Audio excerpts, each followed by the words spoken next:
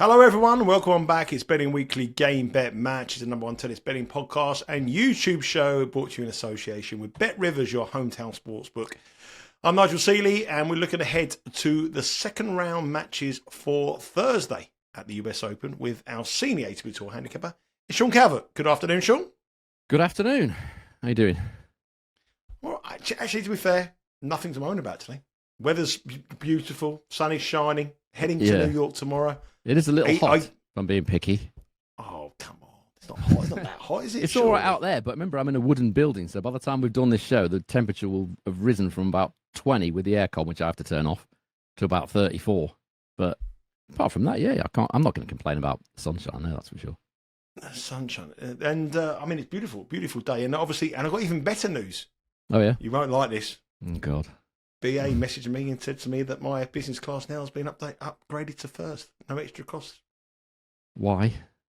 Because I'm a very exclusive client. I don't understand why, but I'm in the first class. So you've gone straight from the sort of business class. Well, you haven't even touched the bit I'm going on, which is obviously the economy. And then you've gone straight from premium economy up to first. Yes. Oh yes, I'll be in the Concord Club at Heathrow. Obviously, I don't know what any of these things are. Margaritas before we fly. Straight in, 4-course meal. This is why you're all chipper, isn't it? You've got free first class. I'll be toughing it out in the coach at the back. You've got to speculate to accumulate, Sean. So you've got to actually get them points to be able to get them. That's the difference. You didn't say it was points. You just said they gave you. Yes, but I've had so many points, and I'm an exclusive client. They must have had a spare seat and said, "Would you like to go?" And probably, I think it cost me 200 Avos points. Fantastic. Yeah, they've never offered me anything like that. You ain't got no. You couldn't even get. Anyway, I know why they haven't offered me. Don't worry. We also have had a lot of people messaging you saying yesterday they cannot believe that you never knew Oasis were reunited and coming back for a reunion. Yeah, but how new is that news though? It's been all over social media for a week. A week? I don't know about that. For a start, about 4 days. Sunday, Monday, Tuesday, Wednesday. We're Thursday. No, we're not. We're like when we recorded that show yesterday. It was Tuesday. Well, 3 days. I don't go on social media that often. I don't. Even if I do, I don't. It's just to do tweets and that. I don't look at what anyone else is doing.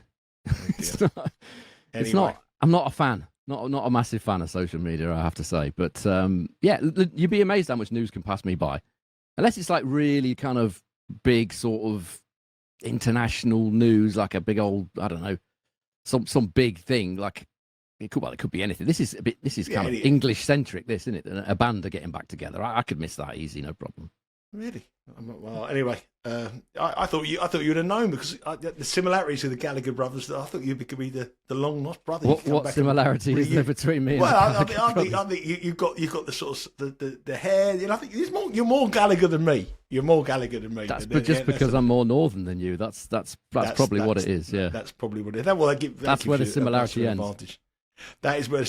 Anyway, enough about this. This is all that. Myself and Sean will be heading over to New York, as we said there. We're going to be there from tomorrow. So tomorrow evening on the Instagram account, if you follow the Instagram account at Because We Win, and also follow us on socials here on Twitter, you'll be able to get the action from New York. We'll be courtside. I'll be courtside Friday evening.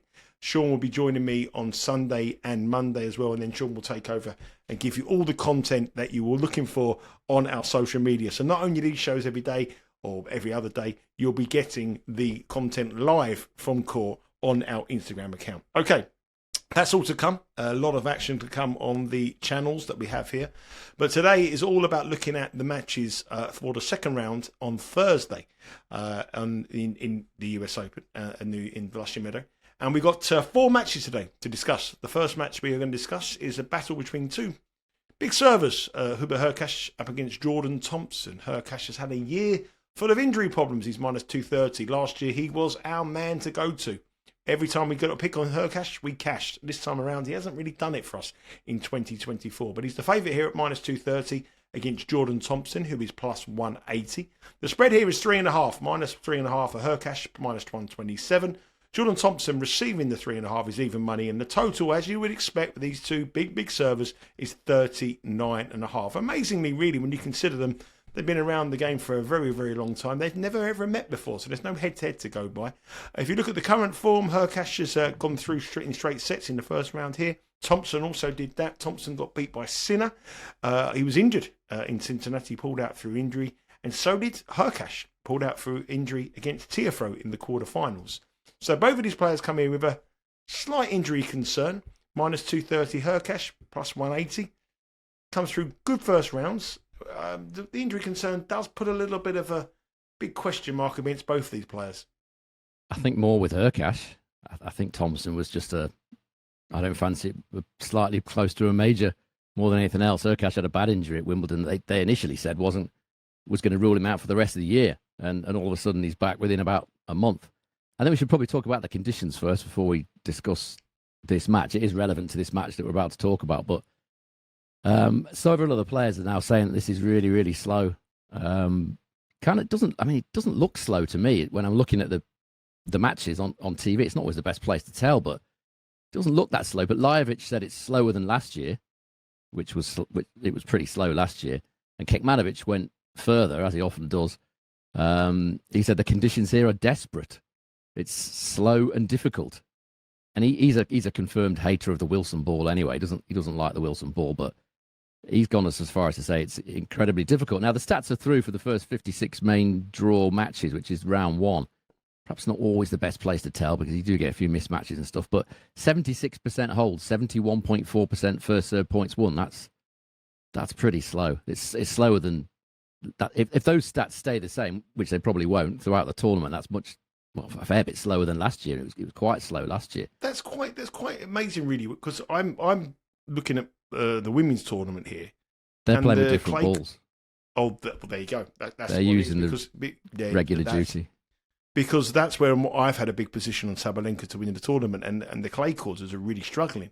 And the big hitters, the Zarkas, they use regular duty. So that's the difference then. So last year they used extra duty for the first time to make it the same as the men, and the women complained about it, and they've gone back to the regular duty. But the guys are using the extra duty, which is the slow, kind of more durable ball.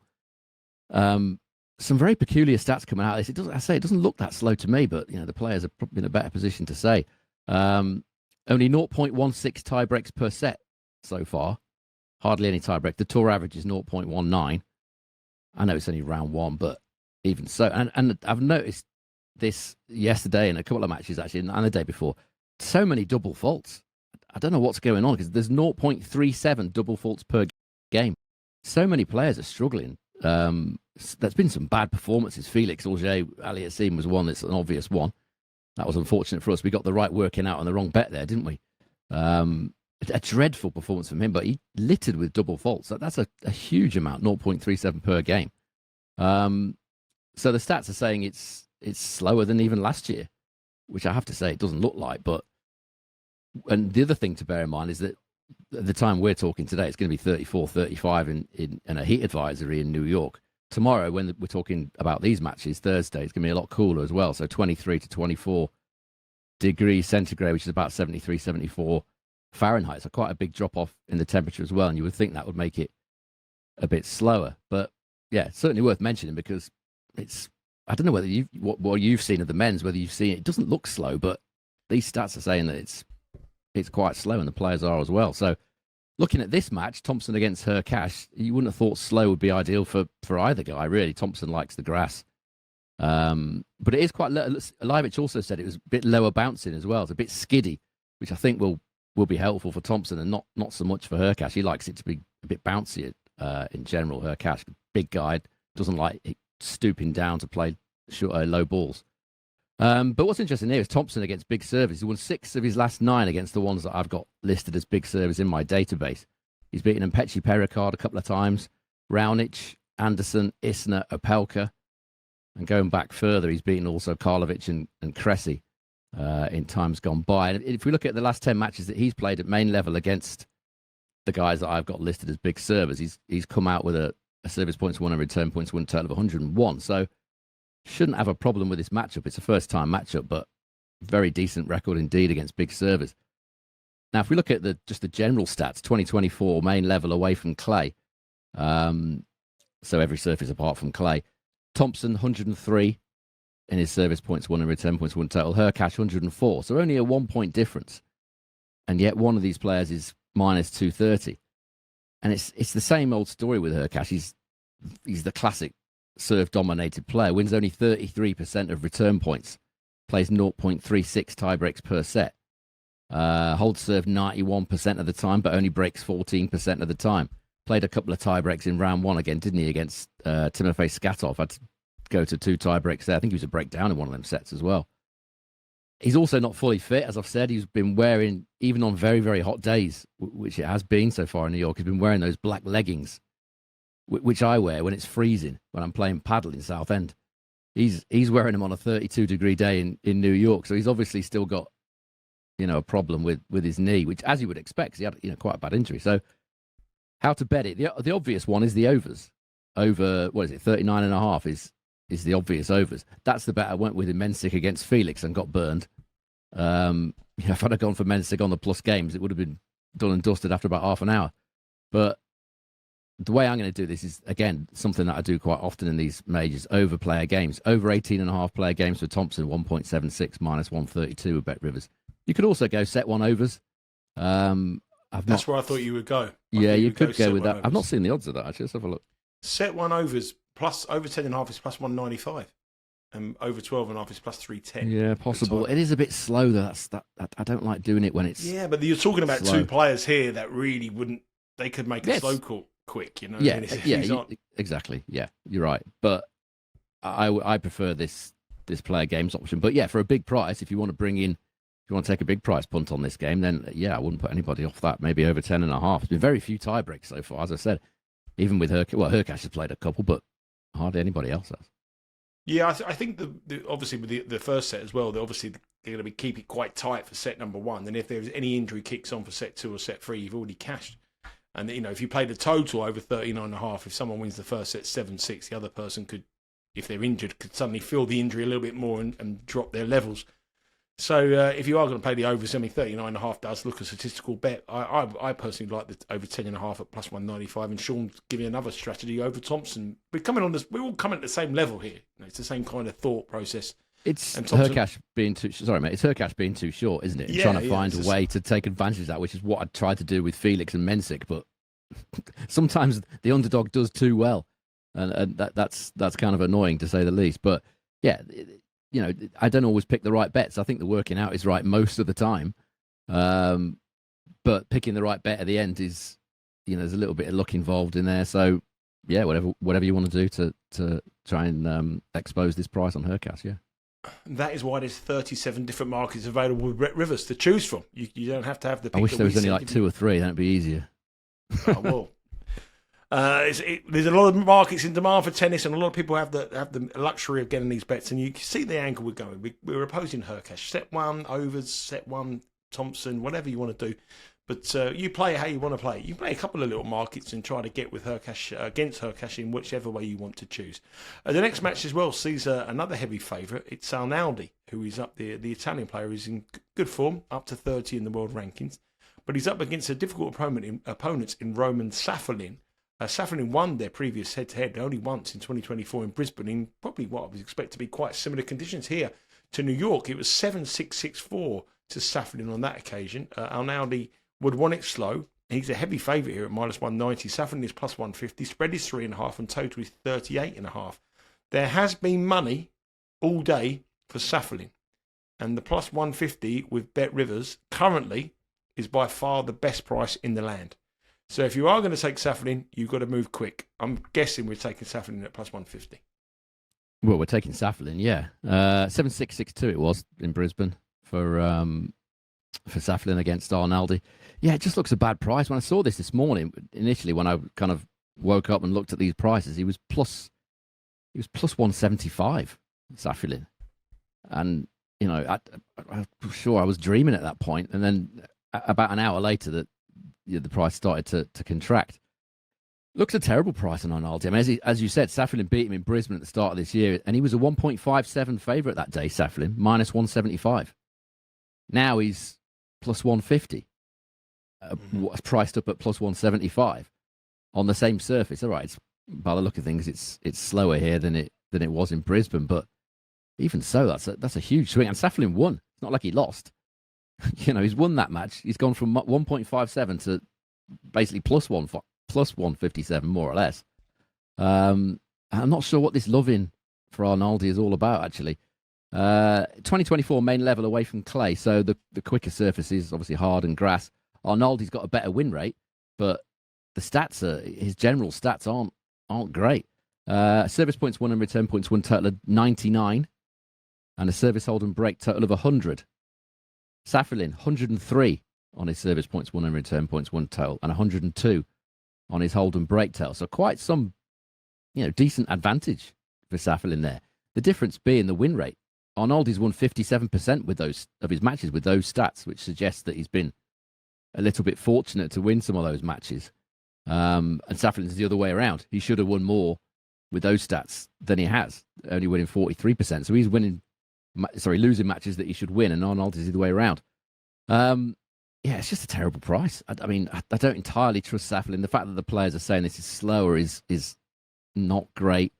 But Safiullin can hit through, a decent pace, a medium pace, a hard court, no quick. Arnaldi very up and down. He's some weeks he's pretty good. So some weeks he's just spraying errors left, right, and centre. A good example of that being in Umag when he played Alexandra Muller, wasn't it? I was there. Awful display. Muller, didn't really have to do that much other than keep it in play and wait for Arnaldi to miss. So very up and down Arnaldi. His stats aren't great at all. They're certainly not good enough to make him minus 190 for this match. So Safiullin, I'm taking the plus 1.5 sets on Safiullin here. I could see him making a mess of this, as he often does. His win rate tells you that, 43%. He should be winning more than that with the stats that he's got. So a little bit of insurance here. Safiullin plus 1.5 sets at minus 128, Bet Rivers. Yep, still minus 128. The price is available. I do believe, though, by the time this drops, that these prices will move because Safiullin has been heavily betted throughout the day. He is now currently the best price with Bet Rivers at plus 150, and Sean likes him as well. I like the money line Safiullin as well. I think you might want to be brave here and take a little bit of a chance on Safiullin at plus 150. But move quick. That's my advice for you because that Safiullin price will go. Make sure you keep subscribing to this podcast, Betting Weekly Game Bet Match. Download the podcast from your preferred podcast provider, and also make sure you head across to Bet Rivers for all the specials. Loads of specials on the US Open as well.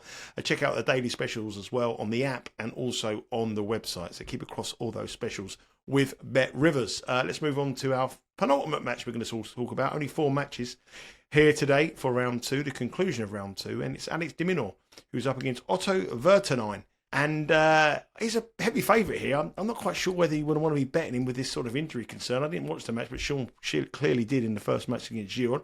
But Alex de Minaur is a heavy favourite. As I said, he's minus 590. Virtanen is plus 440. The spread here is 6.5. De Minaur, heavy favourite, minus 130. Virtanen is plus 6.5 at minus 102. The total is 33.5 at minus 120 for the over as the favourite. I didn't watch the de Minaur match against Giron, but on paper that's a big win for someone who's had an injury concern. But Virtanen come through qualification looking quite good. Well, he was a pretty heavy favourite, wasn't he, de Minaur? I did have that written down, actually, de Minaur Giron as one to possibly talk about in the first round. I was toying with the overs, which did eventually come in, but it certainly didn't look like it in the first 2 sets. Decent performance from de Minaur, but as you say, he's not played since injuring himself at the end of the Artur Feast match. He had to pull out against Djokovic, didn't he? It was the Feast. Sorry. If you remember, he made that gesture, didn't he? He'd won, and he looked like he'd lost. He looked like there was a major problem. Yeah, it was the match point. He pulled the ligament. Yeah, he did something. I can't remember what it was. So he hadn't played until the Giron match. For a couple of months. So he'll be happy enough with that. But I do like Virtanen. He's a really good player. He's one of those players that it looks to me a little bit like Comisano, plays his best tennis on the biggest stage. He doesn't seem up for it week in, week out, which is a shame because he's got some really good weapons. I was really impressed with him, his level at Wimbledon, actually, when I watched 5 sets of him against Tommy Paul. And, it was a really good match, really good level from both, big hitting from both. Paul only just won that. It wasn't much in it at all. Virtanen actually won more second serve points that day. He was super solid off the ground. He's got a very good pedigree, Virtanen. He was a former winner of the Orange Bowl, one of the big tournaments for juniors that a lot of top-class players have won, including Federer. He's a winner of that. Plenty of power off the serve, plenty of power off the ground strokes. He, as I said, he has struggled to replicate that Tommy Paul form a lot of the time on the main tour. It just looks to me, some of his results are awful. And I saw him in qualifying. I watched him play against Paul Jubb in qualies. He's beat some good players in qualies. Beat Brody, beat Jubb, beat Luca Puy, beat Halys in the first round. You would have expected that to be a big serve and an affair, and it was. He won 85% of his first serve points, did Virtanen against Halys. Only faced 2 break points. Although you would expect de Minaur to be a much better returner on the day than Halys. He's not the greatest of returners, Halys. He's working with Jan de Witt these days, Virtanen, who's coached a lot of top class players over his many years in coaching. A very well regarded coach. So everything's there for Virtanen. I think the game is there, the level is there, the power is there. I'm slightly suspect about maybe the mental side of things. That for me is what's holding him back. He doesn't seem to be one to go with the tour grind. I mean, he is only 23. You would expect that to improve in recent time, in the future. But if you look at de Minaur, what he's done at the US Open, because of his style of play, he's doing a lot of retrieving, a lot of counter punching. He often has to go longer than perhaps some other players would. Some players that can come in and boss it with the first serve and big forehand and get out of there in straight sets. He's only won 7 of his 22 main draw matches at the US Open in straight sets. So only 32% of the time is he winning in straight sets at this tournament, de Minaur. And obviously he's quite early, or very early, into his comeback from injury at Wimbledon. I don't think Virtanen will win, but I think he'll push him closer than the odds suggest.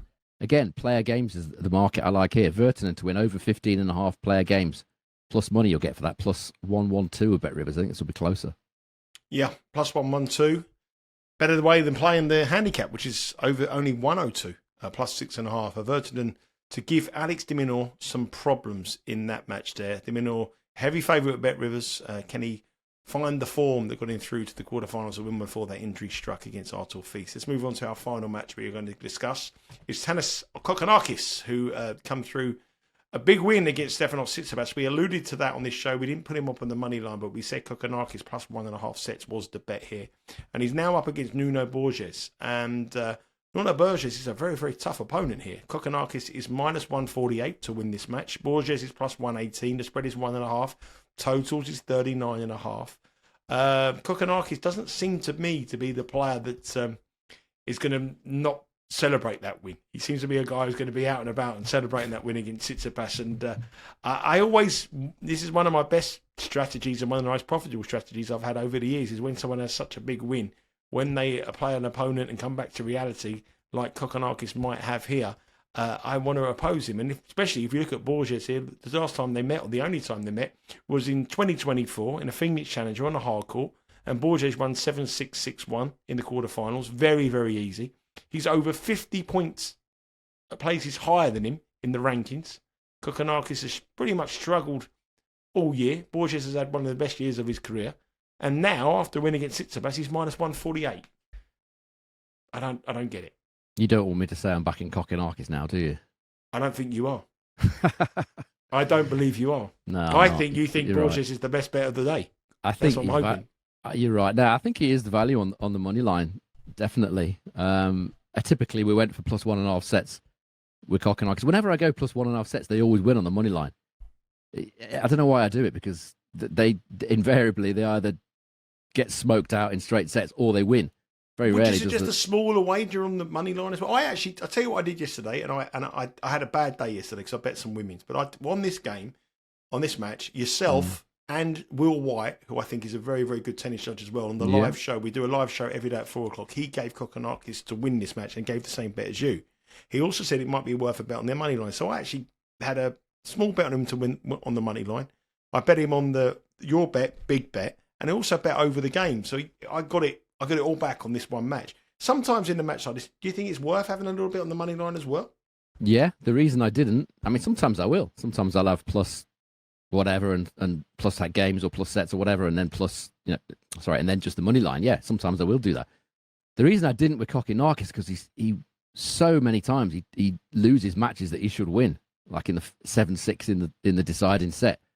I've seen him do it countless times, and he is not the best guy. Given the fact that he's got a big serve, big forehand, he's terrible at serving out matches and sets most of the time. As it happened, he wasn't yesterday against Tsitsipas, but so often he is. That match against Korda being a prime example when he was a setting 5-2 up, 100-1 on in play, managed to lose. That's the reason why I went plus 1.5 sets, because I thought he's got such a storied history of losing these tight matches that's the sensible play. But plenty of people would have gone on the money line. We still cashed. Well. I mean, we're complaining about having a winning ticket. We're not complaining. I'm not complaining. I'm just saying why I did it, and it's it's a shorter price. Obviously, that's the slightly annoying thing. Is it's obviously a much shorter price than on the money line. But the amount of times he loses in final sets and final set tiebreaks, that's why I went for that slight insurance play. But I'm not sure about him here at all. Minus 148 after a very, very tough match against Tsitsipas. 4 hours, a couple of minutes short of 4 hours. And he had the trainer out. They both did, actually, but he had the trainer out for some work on his thigh. Tsitsipas, I think, was abdominals, wasn't he? He had the trainer out numerous times. But Borges sauntered through. He was playing Federico Coria. He was a breakdown, I think, in the second set, but straight sets, not a problem for him. I'll just see how long he played for, actually. What can't have been that long? 1 hour, 41 minutes compared to 4 hours for Kokkinakis, who has a very long and storied history of injury problems throughout his whole career. Even if we take that to one side, 2024 and outdoor hard at main level, the stats, both the same win rate, 50%. Kokkinakis, service points won and return points won, total of 100. Borges is on 101. Service holding break total, Kokkinakis 97, Borges 98. So Borges is ahead on those stats. Look at what they've done in their last 10 matches, each at hard court majors, one of which, of course, is Kokkinakis' home major in Australia. Kokkinakis, service points won and return points won, total 97, Borges 102. So it's all looking pretty good for Borges. And as you said, he also beat Kokkinakis at the Phoenix Challenger, which is a slow hard court. I'd say it was slower than here. It's kind of Indian Wells, sort of kind of slowish, bit bouncy. Not the same conditions, but still a hard court, outdoor hard court, and he's won there 7-6, 6-1, a slight underdog. He was even money then. So if the players are saying it's slow as well, and the Serbians that have voiced their opinion, Kekmanovic and Lajovic are both saying it's slow, then that wouldn't favour Kokkinakis either. And now he's got that 4 hour match in his legs. It just looks a bad price. I think the value there is Borges on the money line at plus 118. I think it's a great bet. He's also got a better record on the year so far on hard court across all surfaces. 18-11 win ratio for Borges, 14-11 for Kokkinakis. And Kokkinakis is a bit of a boy, he's not. I don't think he's going to go back to the hotel early and recuperate in the gym. I think he might celebrate that win. He'll be on there. He watches this show. I know he does. But I think they called him Kokkinakis for one reason, because he's cocky. But I do think he's going to be a player who's going to be celebrating that much. And Borges, I'm not saying he's going to be going wild or something like that, but I think Borges possibly. Has got a great price. I mean, I don't think it'll be off a show court. This won't be on like one of the show courts, when the outside courts. No. And this is to come back from that win against Tsitsipas to reality. This is a decent bet for me. I think the days of Marat Safin going out and getting absolutely hammered before an Australian Open final, I think those days have probably gone. I would suggest. Bring back those days. What great fun. I wish I had Marat Safin. I'd love to be talking about Marat Safin now, because he was another one who hated playing certain types of player, the little tricky ones. Rockus springs to mind. He used to hate playing him. Yeah, I'm not sure. I can't imagine this day and age that, for social media and everything else. I can't imagine there'd have been much celebrating going on. No, but he will be on a come down. There's no doubt about it that after that, because that was come down here. Yeah, big match, 4 hours, beating well, Tsitsipas himself admitted that what we all know. Finally, a bit of self what's the word, self knowledge, whatever you want to call it, from Tsitsipas. Finally, he said, "Well, I'm not quite the player I was a couple of years." Well, you don't say. We've been saying that for quite a long time on this show, haven't we? But for Kokkinakis' point of view, Tsitsipas, Grand Slam finalist, top 10 or thereabouts player on a big court. He's knocked him off in 4 hours, managed to hold the nerves, serve it out. That's a high. That's a big old high. Now he's going to come out playing a guy who's much fresher in Borges, like you said, on court 14 or whatever it's going to be on. And he's got that 4 hours in his legs, and there's just no upside for me on this price. I mean, if Kokkinakis wins this match, fair enough, but minus 148 is it's a bad bet for me. I think that the plus 148 on Borges will be hammered. I don't think it plus will be 180, isn't it? Plus 180 will be hammered. I think he'll start a little bit lower. There has been money for Kokkinakis in the last hour or so, but I think the market will come back for Borges here. Obviously, Kokkinakis beat Tsitsipas. Kokkinakis has got from Greek heritage as well. It was a big match for him. So that's another incentive that he's played his FA Cup final on a certain degree, and he's only one way when you play a match like that. And he's not got a great record here. I mean, his US Open record is neither is Tsitsipas. His record here isn't great. He's not a player known for back-to-back good performances at majors. There's just no upside for me on that price. Is that an official pick? Or is that I'm taking all of these today. I like all of these. Good. Just give us a recap of what they are then. Because we've got more choice, haven't we? Normally when we do this show on a Tuesday, we've probably only got 4 matches to look at, and they're not often the best betting prospects. So I'll only take, maybe 1 or 2 or whatever. But here, these are the matches that I've chosen from a wide range. So, yeah, I like all of them, obviously. So first one was over 18.5 player games for Jordan Thompson at 1.76 minus 132 against Hurkacz. The second one was Safiullin plus 1.5 sets at 1.78 minus 128 with Bet Rivers to beat Arnaldi. And the third one, I'm taking a chance on Virtanen, the game of Virtanen that I do like. Over 15.5 player games at plus 112, 2.12 Bet Rivers. And finally, the one we just talked about, Borges to beat Kokkinakis at plus 118. Yep, there's lots of tennis action as well, apart from these 4 matches that we've just spoken about there. Alex Michelsen and Yannick Sinner. Yannick Sinner takes on the 20-year-old American, and he's minus 2,000 to win that match. Head to Bet Rivers there, 8.5 on the spread and 30.5. I think Michelsen will cause Sinner some problems. I wasn't impressed by him in round 1. Carlos Alcaraz is up against Botic van der Sanchip. Dreadful. Daniel Medvedev against Matteo. The first set and one game, he was setting a break down to McDonald. He was dreadful. I mean, McDonald then suddenly realised, didn't he? Hang on a minute. I'm playing on Arthur Ashe. I'm setting a break up against the number 1 seed. This can't be right. And immediately started throwing in double faults, hitting everything about 2 yards long. And basically gave up after he led by a set and a break. So, yeah, not an ideal start for Sinner. Alcaraz, I've seen Alcaraz. It's on again now. This Alcaraz match I've seen about 4 times. They're repeating it on loop. A good performance from Lee 2. He had he chucked in the underarm serve and missed it, and he was laughing for about 5 minutes. He just had a great time out there, didn't he? Some players go onto this court night match in front of a massive crowd and they're terrified. This kid Lou, he had a great time, and gave Alcaraz all he could handle for a little while in that one. Also, with Sinner, he wasn't well liked. The reception wasn't. I didn't see that actually. He didn't get the reception. He was booed on by certain elements of the crowd when he came on. They turned against him, and he's got Michelsen and Paul, and I think he's going to get fined out on that. Hopefully, especially with him light. Hopefully. Okay, that's it for today. I said make sure you follow us on our Instagram account and our Twitter account at Because We Win. Myself and Sean will be in New York for the weekend here, giving you coverage at the US Open. We're giving you in-play picks. We'll be giving podcasts, hopefully, from our hotels and doing some stuff with some nice backdrops and various different things around the city. We'll also be downloading the podcast, Betting Weekly Game Bet Match. Make sure you subscribe to that, and also subscribe to the YouTube channel, Betting Weekly Studios. Huge amount of you joining us every day. Numbers have been absolutely amazing in the last 2 weeks, so thank you very much for everybody who's coming along, following the fantastic content here, not only on the tennis, but also in the world of soccer, on the Premier League and the European leagues across the continent. So thank you very much for your time, Sean. Thank you very much for everyone for watching. Good luck with your bets. And next stop, New York, baby. See you at JFK tomorrow. Follow us on Instagram. Take care.